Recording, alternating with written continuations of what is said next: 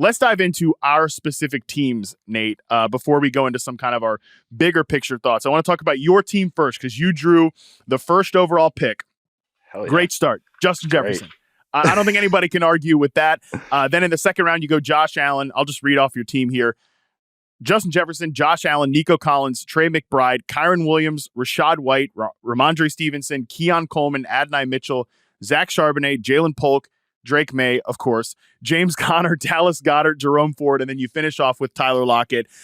Just wah wah. Okay, talk about appreciating the players. Let's be respectful to my guy, Tyler Lockett. I know. Just big picture thoughts on your team and some of the ways you approached it here. If anyone has seen any of my previous work, there was a lot of, like you said, after Drake May, of course. There was a few of those type of guys, of course. Rashad White, of course. Zach Charbonnet, kind of course.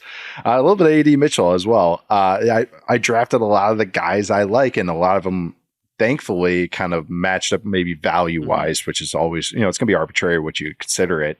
I thought Justin Jefferson right off the bat was kind of an easy 1-1 pick, youth, production. I'm not even worried about who's under quarterback. I love it because I think the play caller is good. I think the offensive line is pretty good, which I also is always one of the things that can kneecap a receiver's production. Quarterback can't throw the ball on his back. I had a question for you, though. Is there any merit? I know the kind of typical 1-1s right now are maybe Jefferson, CD Lamb, maybe CMC or something. Maybe if you're in a super flex, maybe some of the quarterbacks, of course. Is there any merit to Bijan Robinson at 1-1?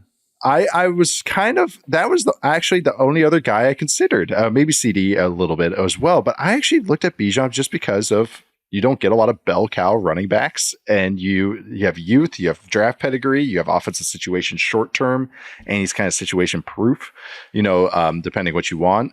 So I don't know. That was the only other guy I kind of considered. I know it's kind of like that would be a kind of a leap of faith, but that was one I wanted to throw at you. Is like, is there any arguments for that right now? Just because of what the receivers you can find right now, and as opposed to the running backs you can find. Right now. So it's a great question. And if I was a better podcast host, I would have just said that this was a 10-team one quarterback dynasty startup. I should have probably said that off at the top, but I say that to say that Bijan did go in the first round of our draft. He was the 5th pick overall. So the first 5 picks were Justin Jefferson to Nate, then CeeDee Lamb to Tara Roberts, Jamar Chase to Dan Titus. Scott Pianowski took Amon-Ra St. Brown at the 4th pick, and then Bijan was the 5th pick, the first running back to Kate Majuk. So, I mean, it's not far off. I do think I think there's an argument for it because just the running back position is so scarce. And if you just look at what happened last year with Bijan and what I think we all kind of agree was probably like a worst case scenario, not a totally worst case scenario, but